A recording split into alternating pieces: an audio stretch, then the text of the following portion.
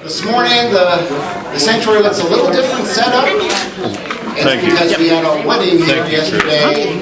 We didn't put the pretty trucks up just for Greg. That was for James and Natalie. And they are not here. They're not here.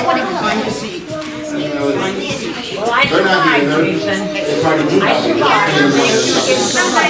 But congratulations, James and Natalie. You can congratulate them when you see them. Wish the newlyweds a happy marriage and many more blessings the rest of their life. So that's James and Natalie. And then one more announcement this morning is that Saturday is Vacation Bible School. Chris, Joni, Hallie, you ready? Y'all ready? You got everything done? Did you find the heart costume? I have to work Saturday. Oh, Hallie's got to work. Did you put that on the schedule on purpose? No. So Saturday is our Vacation Bible School, or should we postpone it for Hallie? Yeah. It is Saturday. We'll do it next week the following week on your birthday. Oh yeah. And Brian has been asking me continually, not Brian, Snyder. Creer has been asking me, is the pool this weekend? Is the pool this weekend? Is the slide? Yes. Brian, the water slide you can see the pictures. We're going to do the big water slide and the 30-foot low pump. Bentley? I'm sorry, Bentley. Brian, you've been asking me too, haven't you? Okay, you both asked me. So this Friday, it's in your notes. This Friday night we're going to start. We're going to have a little evening bit, and then Saturday morning from 10, starting at 10, it's 4 o'clock, is Vacation Bible School. If you can still help in any way, we have a sign-up sheet back there, or talk with Chris or Hallie, who's trying to get out of it, and that you want to come, and we're going to have lunch. It's all free. It's all free. Bring your neighbors, bring your friends, bring your family, bring your enemies, bring your co-workers' kids, I don't know, grandkids, whoever. This Saturday and after lunch, we're going to have a swim time. So also bring your swimsuit, or your kid's swimsuit, or both. I'm going to be on the slide, the water stuff. That's just me. Saturday. Anything else about that, Chris? Hallie? No. All right. Vacation Bible School, help the kids learn about God and Jesus in a fun way. Any other announcements this morning? No. Everybody, please can it's my son's birthday today. Jeffrey is 12 today. Jeffrey is 12.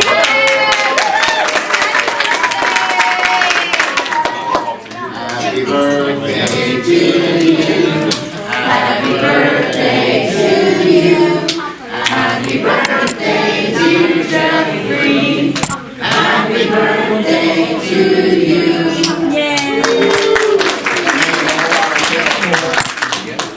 Would you like to say a few words, Jeff? Almost a teenager. Those are my life. Happy birthday, Jeffrey. Any other announcements? Yeah, Jim. We don't usually do much on the prayer list for our family and so forth, but Sally went Friday, had a catheter examination. They did not have to put any stents in. They said her veins were all clear. They found one little cholesterol deal, very small. But she will have a valve put in. She's considered serious, but not critical. So they're not rushing things, but pushing it as fast as, without disturbing all their scheduling and so forth, as fast as they can. She will see another doctor the 3rd of August, and then the whole group of doctors, they discuss what they found on each one of these patients, and then they decide amongst themselves what they feel is the best option and so forth, and then talk with Sally and I about what they feel is the best option and so forth, and see if we agree. They said there's 3 options. One, they do the open heart deal, or open chest thing. The other, they go through the side here and they stop the heart and everything, but they don't open the chest. That's a little less invasive. But they do put a full new valve in it. Then there's the deal where they do the catheter and they put in a small valve into the existing valve. So they're going to make that decision and so forth. And she has another appointment the 30th of August to see this guy the doctor that we were with Friday. So as of right now, we probably won't know exactly when it's going to be until the 30th of August, unless something transpires to change it. So that's where we stand right now. And we thank everybody for their prayers and understanding and concern for us. Thank you. So August 3rd and 30th, she'll have some consultation. No more of this. She's done all the preps and everything, except she has to go to the dentist and do a thing with the dentist and everything, because they said when they do heart surgery, the dental infections are so critical when they're dealing with the heart. So they go through and the dentist gives her clear and so forth like that, which she shouldn't have any problem there at all. We'll be praying for Sally the next month, that she's got a lot trying to figure out. Hey, do you have any updates on your mom? Yeah, her heart has settled down, which is a godsend, and she made it to the wedding. She's such a blessing. So the big concern is, they said, pain created her first heart attack. She needs to have her shoulder replaced and her, like, a bunch of stuff in her arm. And since she's paraplegic, that's her life is her arms. And so, but she has to wait 6 months after a heart attack. So we've had the countdown going on until August. So between now and August, if we can keep her pain under control, hopefully her heart won't decide to do crazy stuff. So, yeah, so we're praying for like less pain, I guess. But it's trying, because she's got one arm now, to try and transfer, out of bed and into the car and all those things. So. Possible shoulder surgery? Yeah. Good to see you last night. It was so good, yeah. Thank you. Also, Scott Ross, if you remember him, pastor here from the 60s, 70s, he has some bladder cancer, fairly aggressive, I'd say. So I want to be praying for him as he's taking some treatments. And then Elaine's brother, Harold, had a mini stroke too. So you can see we have others on the prayer list. If you take some time each day, break it down throughout the week, and be praying for all our needs. Prayer does work. Right, Tony? Yes, sir. Be praying for Diana too. You're going to hear a little bit about more Diana coming up today. So I'll tease that out. Let's go down in prayer. Heavenly Father, we thank you, we praise you for all that you are, all you've done, all you're doing in our lives right now today, and all you promise that you will do. God, we love you. We worship you. This morning together, we give you our hearts, we give you our words, our voices, and lift up an offering to you of praise because of who you are. Thank you, Jesus, and it changes our lives and changes our eternity. Jesus changes everything. I just don't know where I would be, where we would be without it. Not them. God, help us this week to represent you well in all we do, especially in the area of work, which we're going to be talking about soon. Help us to be your people in this world, doing what you called us to do. All in the power of Jesus. And everybody said, Amen. Good morning. Good morning.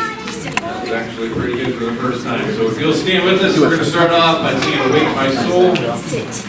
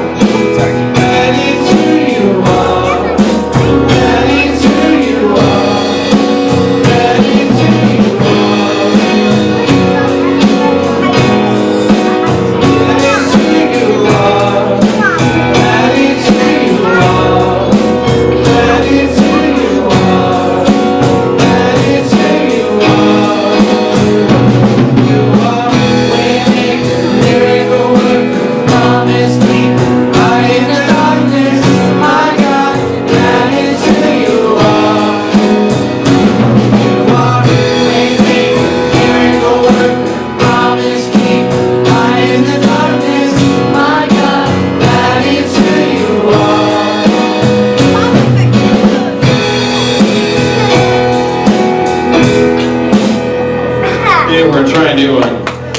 My name's Cheryl. Overcomer by Mandisa. That one? Yeah, that's it. I'm not that skilled.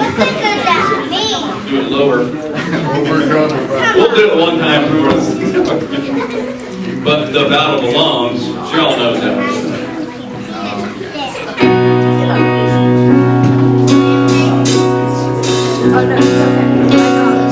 When all I see is the battle, see my victory.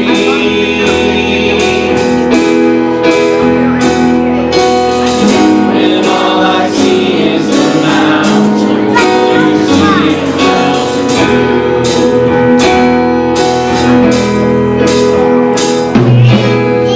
When I walk through the shadow, your love it surrounds me.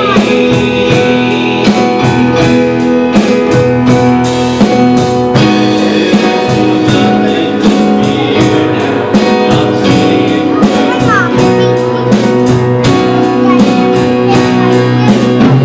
so when I fight, I'll fight on my knees with my hands lifted high. Oh God, the battle belongs to you. With every fear I lay at your feet, I'll sing through the night. Oh God, the battle belongs to you.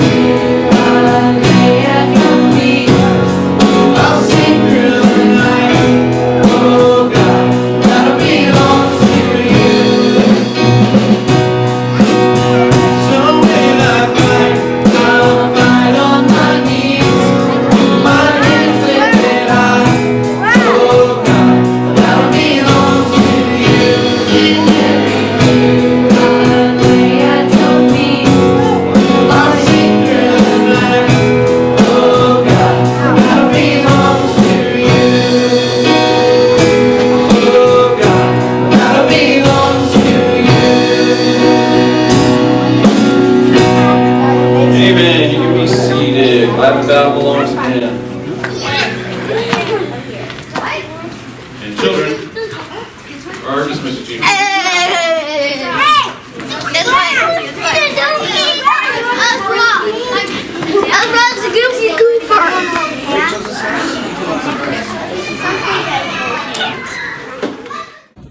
Hey, Troyview, Hallie Hurley, social worker at Wilson here. Just Dan, I know Dan uses a lot of illustrations, so I thought maybe I could do the same. So this is my personal protective equipment. that the hospital staff use here when seeing COVID patients. I have my gloves on, got my gown on, have my N95 on, have my mask on.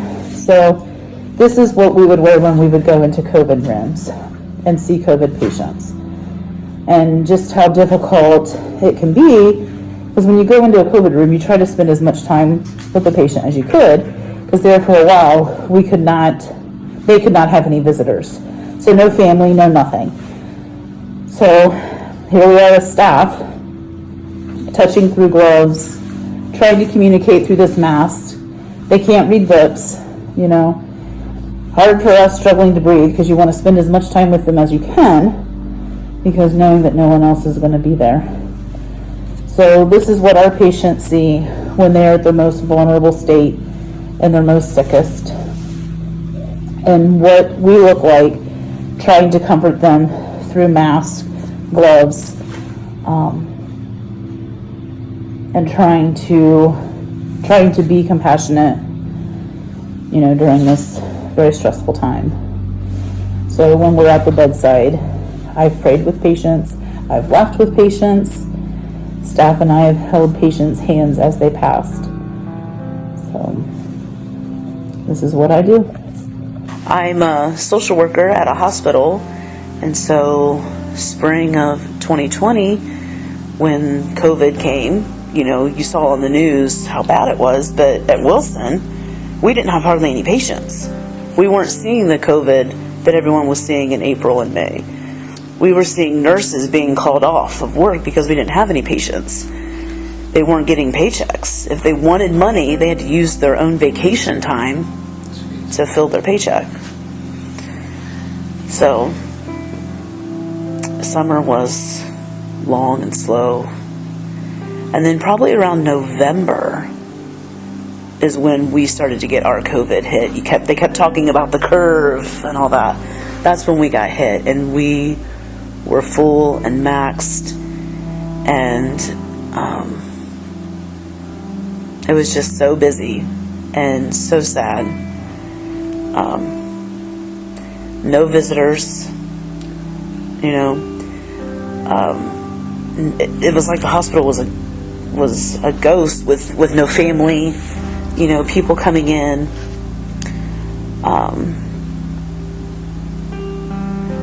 People are sick and in these isolation rooms, and here we come in, the staff, with gowns, masks, shields, this PPE, this big long tube coming around, wrapped around you. I mean, you look so weird, and then these patients, if they're sick enough, they may be confused, and it's like, what are these people doing to me? You just feel so bad for them, you know.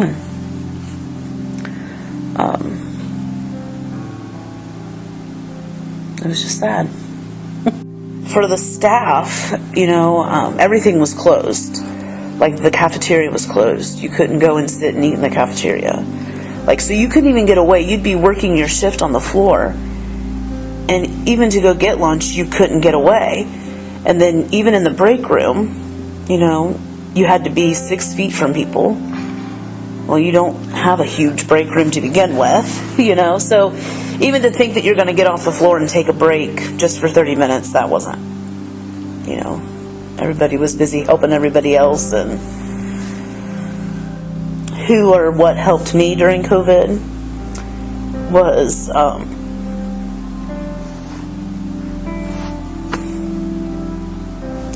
talking to my coworkers, talking to my cousin every morning on our little Marco Polo chats, really not saying a whole lot, just kind of crabbing about the weather, or how busy it was going to be, or if I was even going to get lunch today.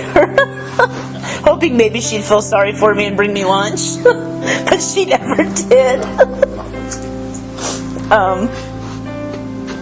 Lots and lots of prayer, and lots of prayer with the patients.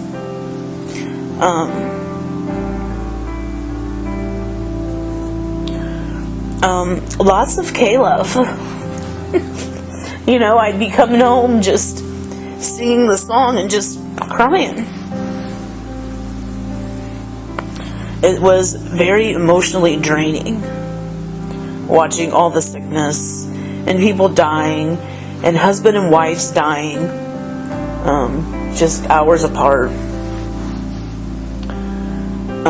Just being worried that I'm going to bring this home to my mom. What if I get it? What if I make Dave sick? You know, he had just finished his treatments at the end of 2019, and you know, his immune system was weak, and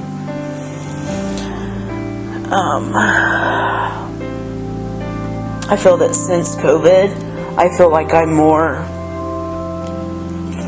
worried about stuff that maybe I shouldn't be worried about. But I know that God is with me, and I just hold on to that. Just when things look their darkness, a light shines in us, or a light shines in, showing hope. Thanks, Allie.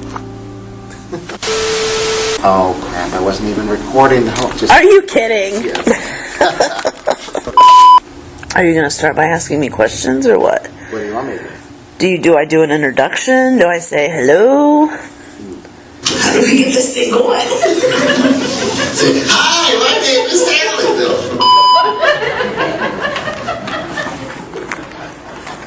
Hallie. Start off by saying, how y'all doing? Thank you, Hallie, for sharing your life and your experience with us and your heart. You're crying watching yourself cry. Oh, I realize how fat I am. Oh, Diet tomorrow. So the past year and a half has been a doozy. In the area of work, that's what we're talking about today. We've been going through a lot of areas this summer. It's been crazy, insane for people who have been fortunate enough to be able to keep their jobs. Some have not, and that's been stressful in and of itself. But there have been complications. There have been ways of doing work, trying to do work that are new and never before happened in modern history, at least to this extent. I read some studies this week about how the past year and a half has been affecting people at work, problems at work, especially those being forced to work at home during the virus for a prolonged period of time. And here's a list for you. Insomnia, backaches, headaches from watching a computer all day, restlessness, trouble sleeping, stress, nervousness, anxiety attacks, nightmares, depression, social disconnect, loneliness and isolation from your coworkers, lack of motivation, anger, problems overeating because the fridge is always right there in the cabinet, right? Lack of physical activity because you're just sitting there, trouble concentrating, lack of tools needed to do your job because you're not at the office. Constant interruptions by kids and work. Rachel, you never experienced that, right? Kids and animals, I should say. Problems separating work duties from home duties, very difficult. Problems with extreme tiredness, with working nonstop because you're kind of there, you can always work. Problems with overwhelm and with burnout is a few of the ways that the past year and a half have been affecting people, especially people forced to work at home. But whether you've been at home a lot, or whether you've been in the trenches at the hospitals like Hallie has, or whether you're somewhere in between on that spectrum of work, you may well have experienced many of these things too. As well as worrying if you're going to be able to keep a job. Job security, constant fear of contracting the virus, and stress. So, in the midst of all this work craziness, I want to share with you a few verses, scripture this morning, hopefully give you hope and encouragement.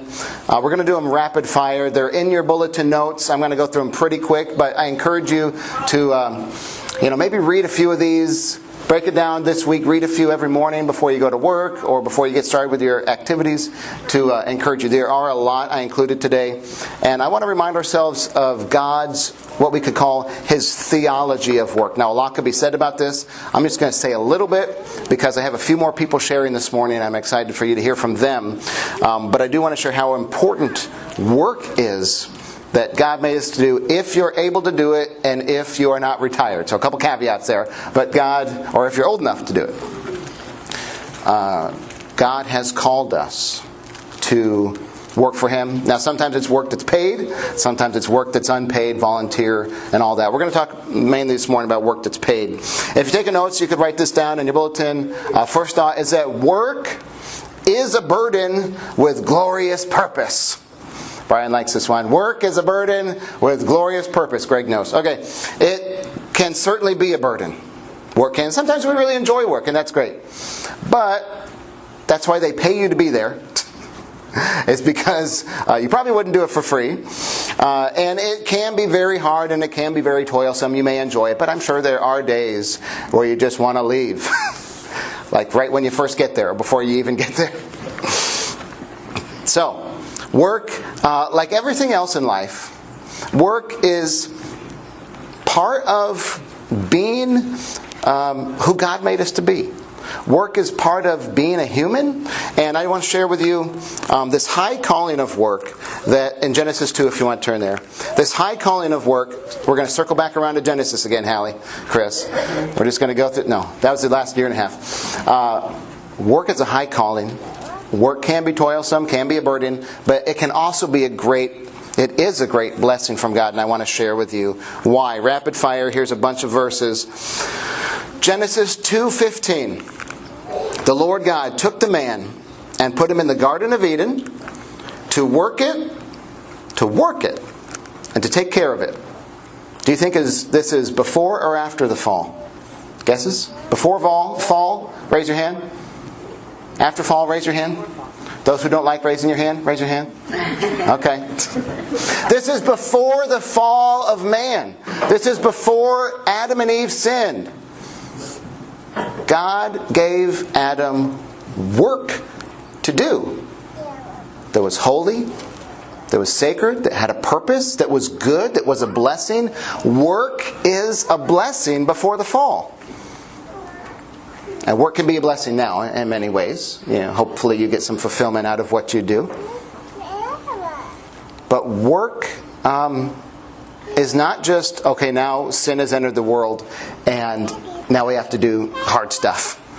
Work was there long before sin. Okay, work is good. It's holy. It's in God's original design for us. It's what we're made for. Working with our hands, doing things. Doesn't that give you fulfillment, satisfaction sometimes? Is that you accomplish things. You do things. You make things. Some of you like crocheting or sewing or building with wood or metals or working on your peppers and vegetables in the backyard or whatever it is, digging in the dirt. We get some satisfaction and fulfillment. Maybe you're painting a painting. Natalie's probably in junior church. But maybe you're painting or doing some other art thing. And there's this satisfaction, this fulfillment in the things that we make with our hands. God made us that way, to be satisfied with that. And like we talked about a while back, God has work for us to do in the kingdom. We won't be just little babies, chubby babies, sitting on clouds with harps and diapers, right? God has work for us to do in His kingdom that will be glorious, that will have purpose, that will not be a burden, that will be a blessing because of what it creates and produces for other people and us. So even though sin made work much more difficult, work is good. I want to rapid fire with you a few more verses. 1 Peter 3. But in your hearts revere Christ as Lord. Always be prepared to give an answer to everyone who asks you to give the reason for the hope that you have. But do this with gentleness and respect. Now this can be applied to anything, but let's apply it to work. Okay? God has placed you there at your work for Him. Some people try to put God in a box or God on the shelf and they say, well, this is my money. God doesn't have anything to do with your money. Well, we know there's over 800 scriptures about money and possessions. God's on Sunday mornings and He's not involved in my relationships. I can do whatever I want with whoever I want, whenever I want, however I want. God has told us how to do relationships and marriage and all that. And work is the same way. God's not just Sunday mornings. Jesus is not just Sunday mornings. He has given us plans, purpose in our work to represent Him there, just like we do wherever we're at. We are called to represent God and Jesus at our workplace for His glory, to lead other people to Christ, like Hallie praying, holding hands with these patients. Chris, she's going to share a little bit later about Jesus at her work. Rachel, I know, used to work as a teacher in the public school. And sometimes Jesus would come up, even though they say, no, you can't do that. We are called to represent God and Jesus in all that we do. And when you are stealing from your job, paper clips or cars or big or small or whatever it is, whether you are stealing time, being lazy, slacking off, whether you are cussing out your boss or being angry with your coworkers or being mean to them, they see that. And when we are called to represent God and Jesus at our work. Well, I know we're not perfect. I know some days you probably leave and say, I shouldn't have said that to my coworker. But when they see there's something different about you, when they ask, why do you treat me this way? Why aren't you mean to me when I'm mean to you? Hey, let's go take 20 smoke breaks today. And you're like, no, I don't. Number one, I don't smoke. Well, you can just take a break with us anyway. No, I'm here to work. When they try to get you to steal time or embezzlement or whatever, there's all kinds of stuff people can do at work. You can lead them to a better way. You can lead them to a Jesus-centered way of following Him in that area of your life. And sharing with them a hope for why you live like you live, and reasons for why you do what you do. Matthew 6. Therefore, do not worry about tomorrow. Anybody? Amen. Yeah, been there. Talked about that a few weeks ago. For tomorrow will worry about itself. Jesus says each day has enough trouble of its own. Let's relate this to work. I know work can be incredibly overwhelming and stressful. Just do what you can today. There's going to be a pile of work on your desk tomorrow. You'll always have something to do tomorrow. And just focus on what you can do today. Just get done what you can do today. Just move that needle forward. Just down the yard line. Just a few yards what you can do today. Don't let that get to you. Isaiah 40.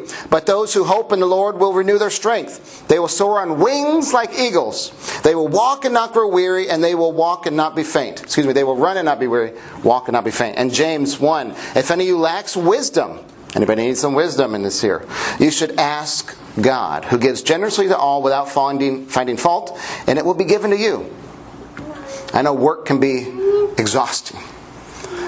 Stressful, insane. Never forget that God and Jesus are there with you, alongside you at your work to strengthen you, to help you be successful, to live out your calling in the area of work. And when you're lacking motivation, when you're lacking wisdom, when you're lacking energy, seek God and seek Jesus in your work.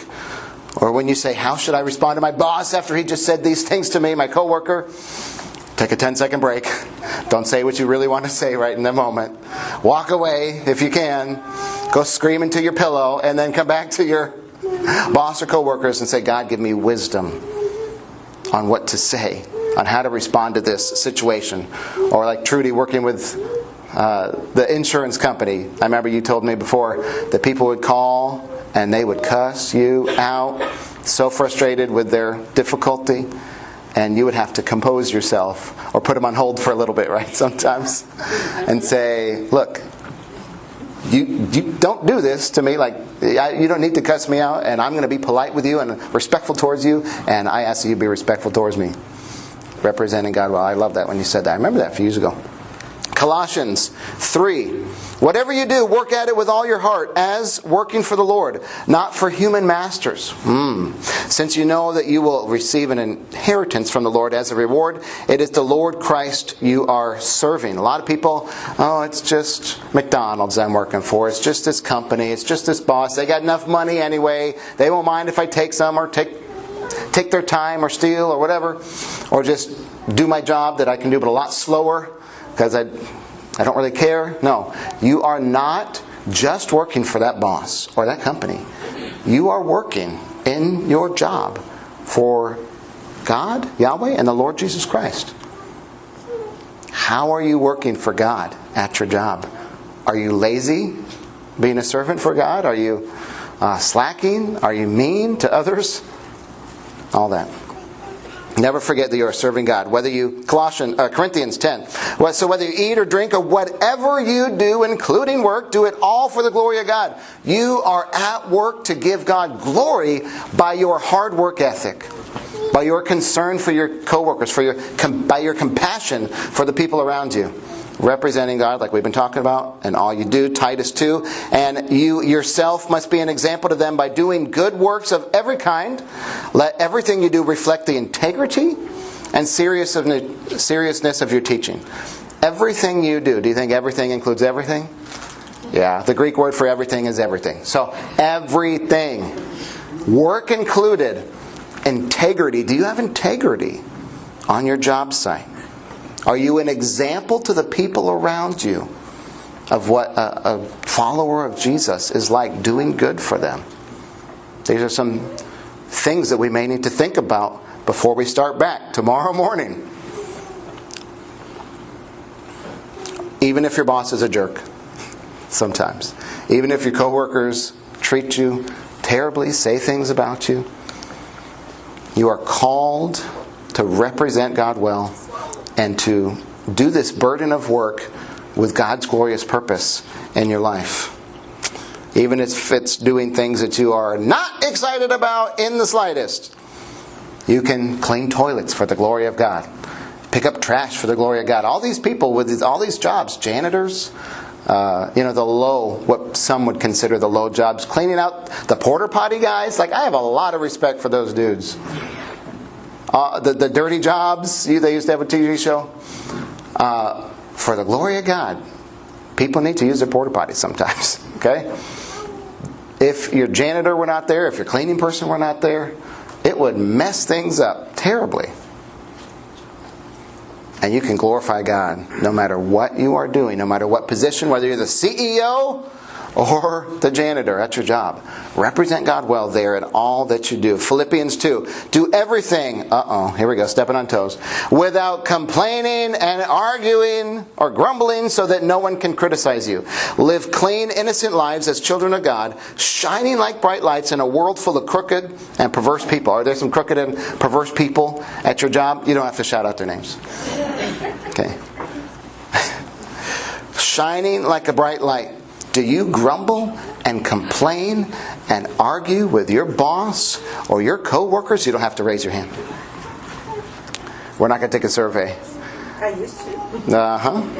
I bet, Nancy, the survey would say, yeah, sometimes. Well, but if they do this to me, and if they say this, and if they're mean, it does not matter what they do. I didn't include it in your notes, but Paul says in Romans, as much as it depends on you, not them, you live at peace with all people. You cannot control what other people do. You cannot control how other people respond. You cannot control how other people do their work. Unless you're the CEO, then maybe you can kind of give them a little bit of motivation. If you still want to work here, you need to do your job, right? But if you're an employee, you can't control other people. You can only control yourself, how you respond, how you react, what you say to those around you. Are you shining like a bright light amongst your crooked and perverse coworkers? Don't call them that tomorrow, by the way. Don't call them that. But this world is dark.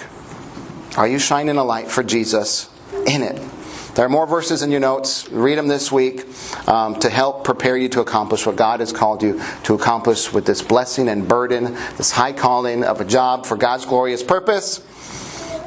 And now, I'd like to show you this video. Brian and Joni Joan are going to share how God has been working the past year and a half in their lives, in their area of work, through this whole COVID thing. Hit it, Judy. Ladies first, yeah. I'm Joan Green. And I'm her husband. Married 30 years ago. Yeah. Woohoo. While you're here, do you want to do a renewing of the vows? In our chair, sure. Yeah. Edit it out so we sound smarter than. Yeah. Well, working with preschoolers, as you can imagine, doing Zoom meetings with preschoolers was extremely challenging.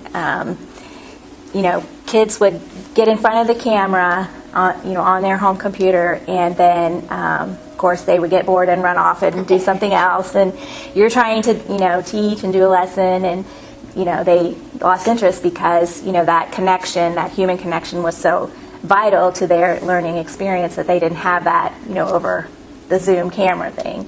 So, and a funny story is, one time while we were trying to have class, one of the students showed up with no shirt, no pants, and was just in their underwear.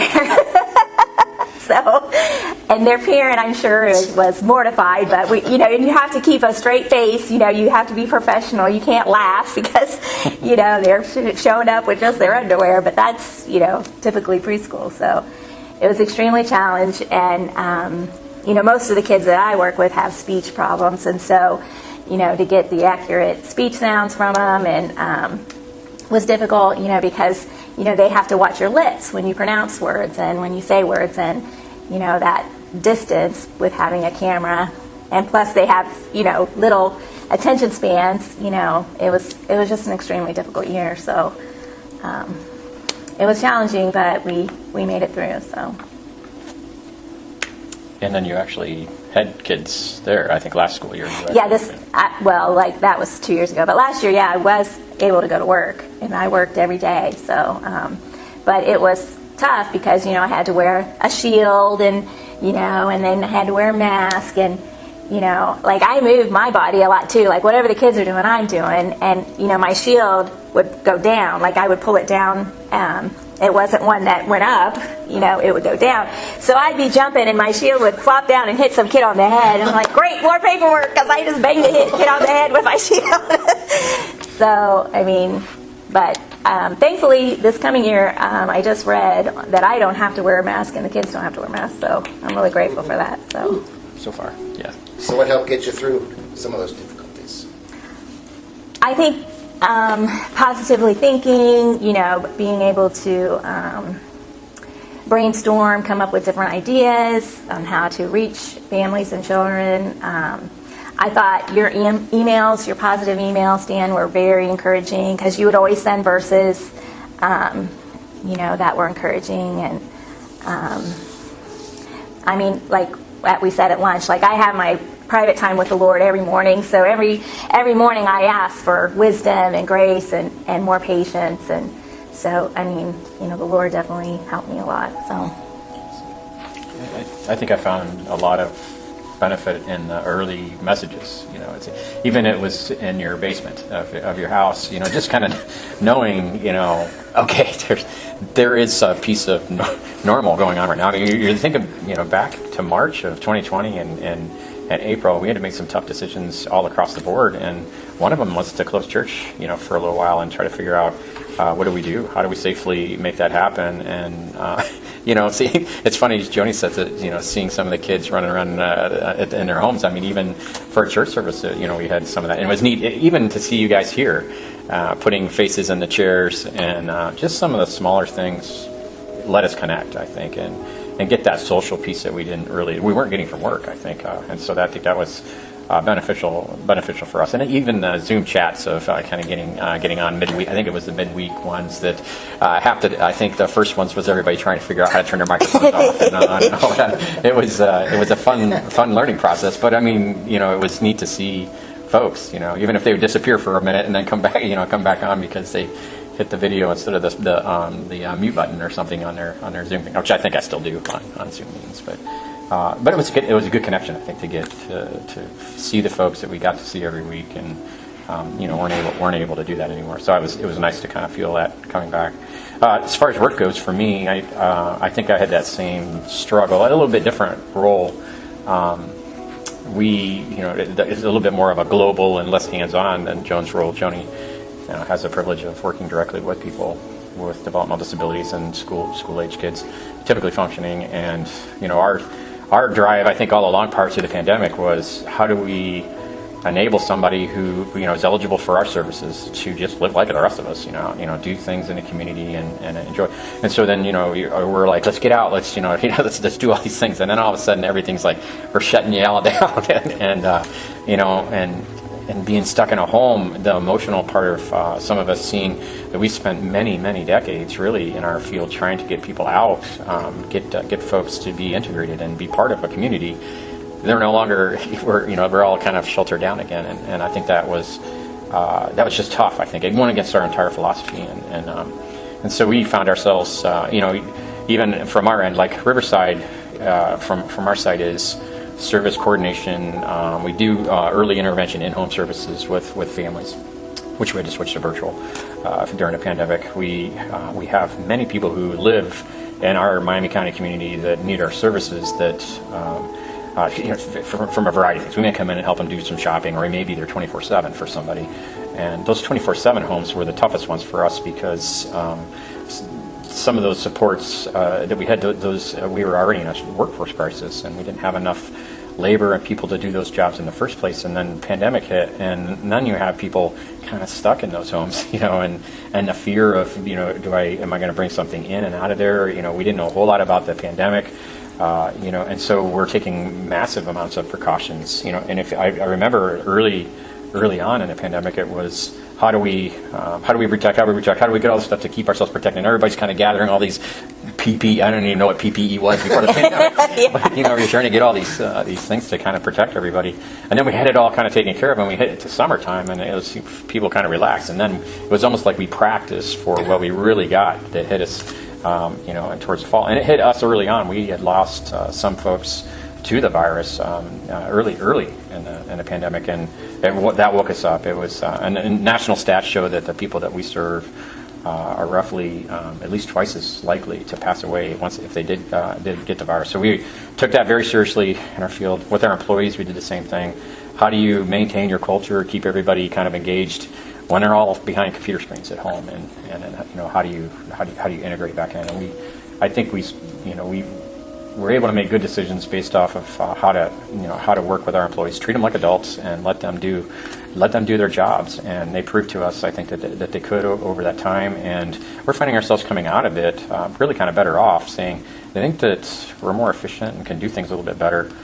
Based off just the trust and that we've had with our good people that work for us, and it helped me, I think personally, to not have to make all those decisions myself. I'm lucky I have a really good team. I'm fortunate that the school superintendents invite me into some of their meetings, their management meetings that they have, and I can see what that world is doing, and then we can adjust our plans for that. So that helped me a lot.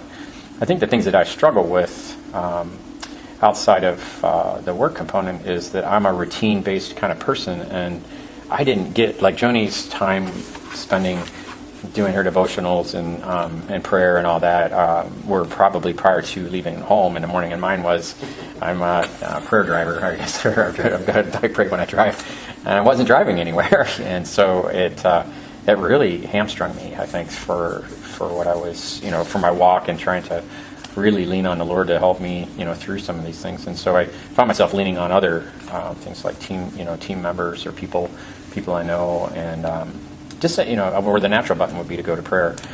What helped me, I think, is early this year, actually, towards January, I had a couple of guys I knew, one from Partners in Hope, from being on the board there, and another from actually a person that used to work with me at my work who goes to another church in town. They're part of a men's Bible, I don't want to call it a men's Bible study. We kind of get together, we go over some lessons, but they meet on Saturday mornings and kind of talk about what their struggles were. I think they call it, there's three things, have you had a chance to witness to somebody? Have you had a chance to encounter, grow, and what are those? And just hearing other people's stories, their struggles and things like that was really started feeding me again on what I had been missing, and then from there trying to find those times that I was intentional about trying to connect and do my prayer and on all that with the Lord was helpful. So kind of nice that accountability piece is what I was missing. I wasn't going physically to church, for a while. I wasn't going on a regular basis through routines, and I didn't have that. Oh, this is my time to do this, and I wasn't intentional during the pandemic to make that happen. So I struggled a little bit with that, but yeah, I certainly missed that. But I always said, Joni always sets a nice example. If I see her, I gotta do that. So that was always helpful too. Yeah, I was intentional, like during that shutdown time. Like, I listened to a lot of sermons. Like, in your emails, you said, turn the news off, read your Bible. I remember that clearly, and that's exactly what I did. I turned the news off because the news was starting to steal my joy, and I didn't like that. So, because I like to be joyful. I mean, who doesn't, you know? So I turned the news and TV off, and I intentionally just listened to sermons on YouTube or wherever, and then read my Bible more, and I was more intentional that during that time. And, you know, so that was extremely helpful for me. Yeah, and that helped me too, because I hear you go through some of that, and then I did the same thing. I stopped watching as much news, and you're right. I think we had a little bit more enjoyment. I think, and it's like, why do we worry about things we can't control? Yeah. I mean, we would just like sometimes watch the news, and then we would just kind of go, you know, and then we waste 30 minutes talking about something we have no control over. Yeah. And we're like, you know, just let's do something that we can. So I think work on more constructive pieces that help. Oh, well, on a side note, I want to publicly thank everyone for praying for our family and praying for Diana and how powerful and meaningful that has been for our family. You know, my faith has just quadrupled. I mean, I really am so grateful for the power of prayer and how everyone has pulled together for that little lamb, because she is a miracle, and I'm just so grateful, and I give God all the glory because He has, you know, like shown His grace and mercy and power, you know, just on our family through that little child. So I'm so thankful to everyone. So I just want to publicly say thank you. Yeah, I would echo that too. There's something about going to see a premature birth and see that little. She's the size of my coffee mug, you know, and when we hear, you know, her coo or so. And it sounds, her voice box is so small, it's the sound of like a little animal almost, you know. I mean, like you would hear, it wouldn't just even sound natural. And you think, how can God keep, you know, I mean, we have, of course, science and everything else that's kind of involved. But how can you take something so soon out of, in a situation, you know, less than 200 years ago, there would be no hope for. And, even less than, you know, and have the success and see her, you know, thrive like she is. It just touches your heart, and knowing that there's so many people that have reached out to us in the church and friends and all that are all praying for her to just continue to develop and put weight on. It's just such a humbling experience. You know, we talk about things that are just completely out of your own control. You can't. We talked about not watching the news, but we can't see and go and touch and be there, you know, until she's healthy enough to come out of the hospital. So literally, the only thing we can do is pray. And sometimes they go, you know, people go through tragedy and say, "Oh, you have my thoughts and prayers," you know, my thoughts and prayers. But you know, in this situation, it just, I think I felt it from folks, and we went through some hard losses this year, you know, with Dad passing and you know, just kind of those types of family pieces. This specific one for us, we've just seen miracle after miracle after miracle happen, and she's had her struggles, you know, in developing, and just to see those, you know, just put a call out and say, boy, you know, any prayers are helpful, and then see her overcome, you know, medical terms and things that I had no idea about. I don't know, you know, being a premature baby, I didn't know a whole lot about all that until, you know, Brittany had, you know, you know, premature birth, but just, you know, seeing those miracles happen is neat, and feeling it and witnessing it every day is really cool. Thanks. Sure. Thank you, Brian and Joni, for sharing your life with us. The past year and a half has been a journey for so many. Last thought, if you have your notes there with you, if you want to write this down, is that we can have peace in the midst of chaos, whether it's work chaos or home chaos, but especially focusing on work today, that we can have peace. You can have peace in the midst of chaos. And Chris Lucas, I pass the baton on to you. You have the floor. Thank you for sharing.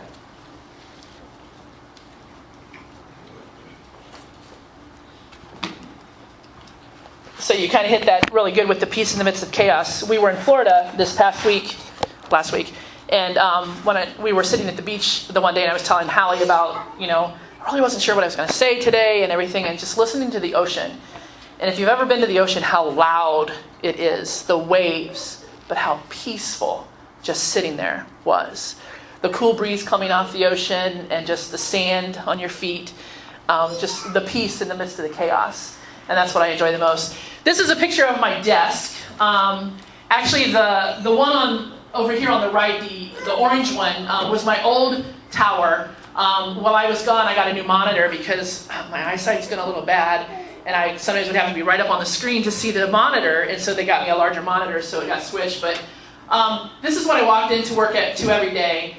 There in the orange, if you can see that, it says, "Declare today that you won't stress over things that are out of your control. People will be people, jobs will be jobs, but one thing is for sure, God will be God. Let Him handle it." And so every morning when I came into work, this is what I saw.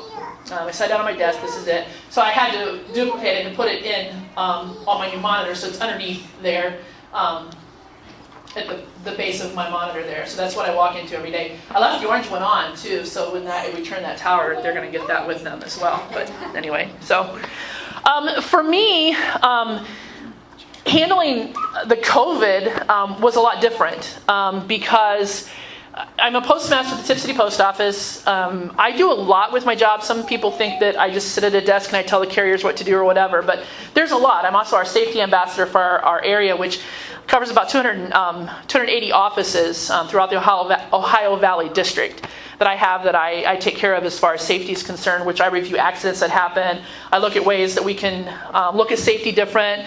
You know, we're making sure everybody has the proper shoes on, they're carrying things right, they're lifting things right, things like that.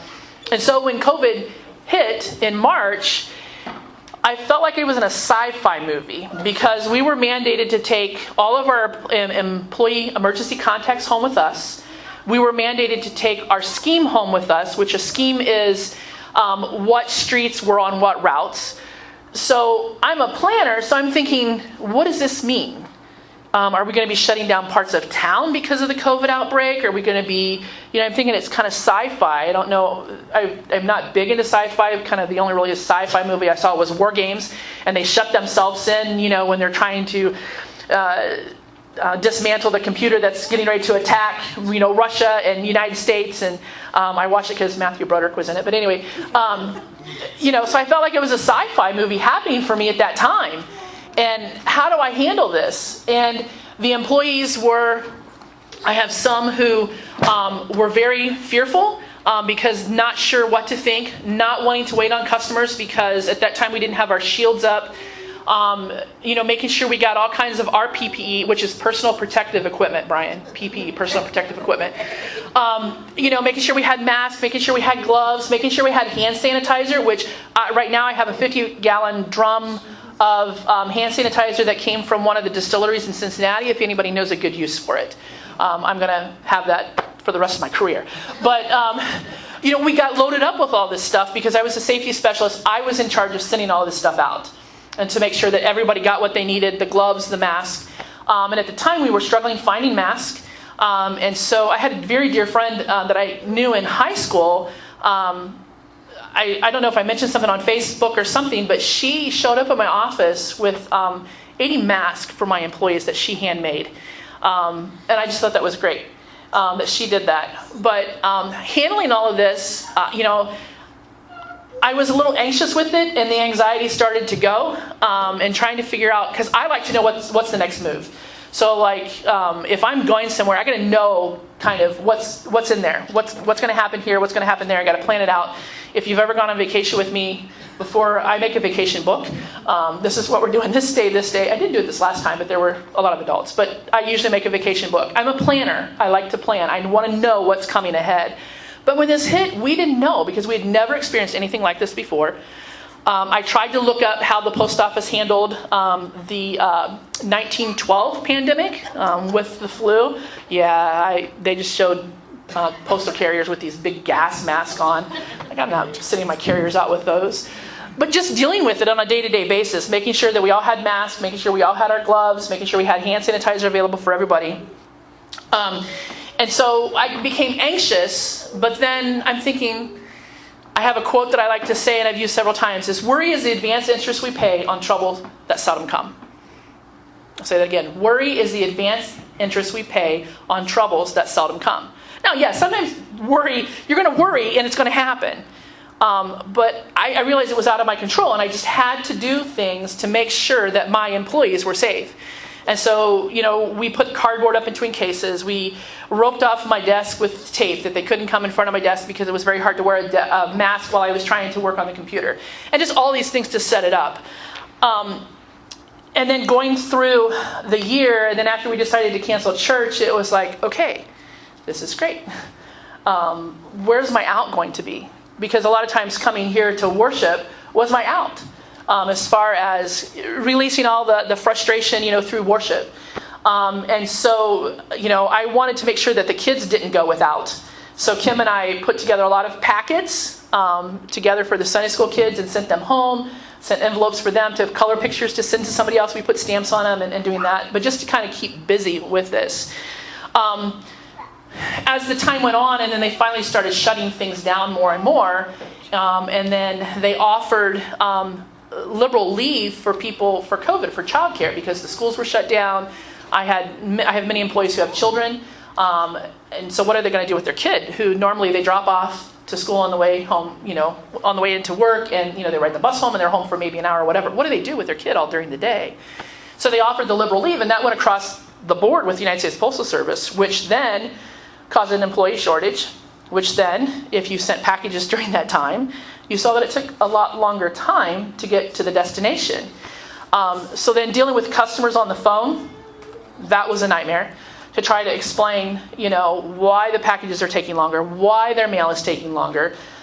We saw an increase of probably about 40% over probably starting from July on as far as package sending out, because people were sending out, they knew they couldn't go places, so they just started sending packages to friends and family across the board. So the packages increased, but yet our employee availability decreased. So moving that was horrible. So for me, for my office, as a safety specialist, I had quite a few people calling saying, hey, can you send me some gloves? Can you send me some masks? But even when they called, then just kind of talking with them, letting them unload on me as far as what's happening in their office, and talking about their frustrations that they felt, and the stress that they were under. I got to share with them that, I came in and I did my job, and this is what I can control right here in my office. I can't control what's happening out there. I can't control what they shut down, what they don't shut down, why they shut down this, why we're doing this, why we're doing that. This, I can control my office, and that's what I can control. And talking to them that way. And I had several people comment to me, how can you be so calm? I'm like, that's just my nature. I don't fret a lot. And I think that's because of my upbringing. I think we were raised well. See, you gotta cry on camera. My parents, when things happened in our family, and I remember distinctly my father was laid off from Goodrich, and to make ends meet, we painted picnic shelters in the barn in the park. My Uncle Roscoe was superintendent of Troy Parks, and he allowed us to do that, and I remember that was one way where they made ends meet. And I don't remember my mom ever saying we didn't have enough money for something, or we couldn't afford something. It was just there, because I didn't see them fret. I didn't see them worry about where the next paycheck was going to come from. That's just the way I was brought up, and then just relying on God that the money would be there, or somehow we would make ends meet as a family. So I think I was prepared for that situation. Some people feel like they were brought to a certain time, and I use the scripture reference from Esther, where she said that she was brought to this moment for such time as this. And I'm not saying I was, brought up that way for COVID, but I'm just saying for the stress in my life, handling that, I felt like I was able to be more calm, because I knew that I can only control what's in my realm right here. I didn't pay attention to the news. I stopped, and now I don't even watch the news now, just because of the different strains, the Delta strain. I thought that was just like down in Georgia or something, but it's just a different kind of strain. But just knowing that my faith that I've had throughout my whole life was able to get me through it, and that witnessing as a government employee, we're not allowed to talk about Jesus to coworkers, but I did when they would call and say I can't do this anymore. I spent 2 afternoons talking postmasters out of quitting their jobs because the stress was too much for them. And I'm so thankful that they didn't quit, because one of them was one that I looked up to a lot. I called him for advice a lot on things, but now he's calling me. So, but anyway, so, I don't want to diminish anything about, people with depression and anxiety. I know it's real. I do suffer sometimes from anxiety. I'll lay in bed at night because I like to rehash things that happen throughout the day. And I start to get anxious about something. I start running lists in my head. Thankful for Joyce Noonan for instilling me the books of the Bible for every letter of the alphabet in my head, because I'll do that. I sometimes make it to P, then I'm asleep. Or I will try to do one for every book of the Bible, so Genesis, Exodus, Leviticus, running through those things. Then I'll go through the alphabet, naming movies, naming names, naming cities, naming, of where I've been, just to kind of keep my mind off of that, because I don't want to dwell on it. I can't change it, so I'm not going to dwell on it. And that's what I do to kind of combat the anxiety. Depression, there were some times, you can ask Tim, I would come in from the garage and I would go straight to my room. And I wouldn't come out for an hour or two. Because people can be exhausting on the phone with where is my package, and they won't take the answer of we are short-staffed. It's not going to move as quickly because, the government offered this liberal leave and people weren't taking it. You talk about stealing time and abusing time. We have that. I can't move a package sitting in Tip City, and people just they don't understand that. So dealing with that, but, I got through it, and I'm thankful for that. And I wanted to say, Rachel, you talked about going to a counselor. I went one time, not this time, but he fell asleep. As I was unloading on this guy, and this has been many years ago, he fell asleep. So I don't put weight too much in counselors. So, going and talking to somebody, and again, and I'm sorry, I would have brought you lunch if I knew you wanted lunch. I would tell her that I was going to Chick-fil-A for breakfast a lot, and Chick-fil-A, that sounds good. We would sometimes ramble about the weather, Hallie and I, in our Marco Polos, ramble about the weather, or different things that are happening. We would ramble about that. It'd be nothing, and we'd end saying, "I really didn't say much today, but hey, have a fantastic day." But it was just one of those things where it was, it was something that was needed, and then if I would go a couple days where I would go in early, I wouldn't Marco her to wake her up.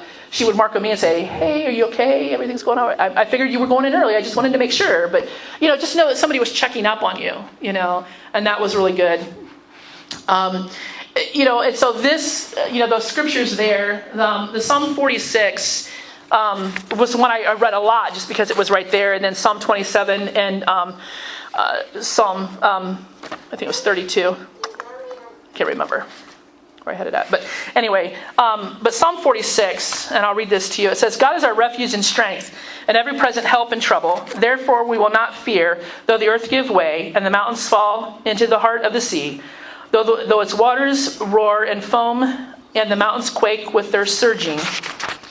There is a river whose streams make glad the city of God, the holy place where the Most High dwells. God is within her, she will not fall. God will help her at break of day. Nations will uproar, kingdoms will fall. He lifts his voice, the earth melts. The Lord Almighty is with us. The God of Jacob is our fortress. Come and see the works of the Lord, the desolations he has brought on the earth. He makes wars to the ends of the earth. He breaks the bow and shatters the spear. He burns the shields with fire. Be still and know that I am God. I will be exalted among the nations. I will be exalted in the earth. The Lord Almighty is with us. The God of Jacob is our fortress." And just going back to that ocean roaring. It's very loud. If you've ever been to the ocean, it's very loud. And you hear the waves crashing. But yeah, there's always a peace in it. It's just a peaceful feeling there. And it says that to be still and know that I am God. And we have to always remember that anytime we're faced with trouble, whether it's, a depression, anxiety, just bad thoughts happening, just remember that God is always there and God is going to strengthen us through that. And he is a great creator. And just remember those things. And that's what gets me through, not just through the pandemic, but has got me through my entire life. So that's it.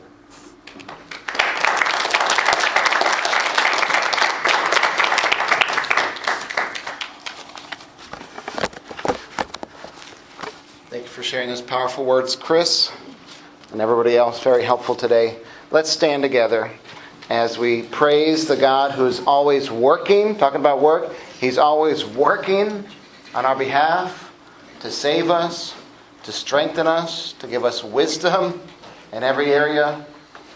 And He's working to bring about His kingdom in the world. And that kingdom power that you can have if you've never given your life to Jesus, if you don't know about the kingdom or what's to come, if this life is all that you think there is more. And there is hope beyond your current circumstances. There is hope beyond the grave. And if you don't know Jesus, you need to know Him today. He changes everything. Let's sing.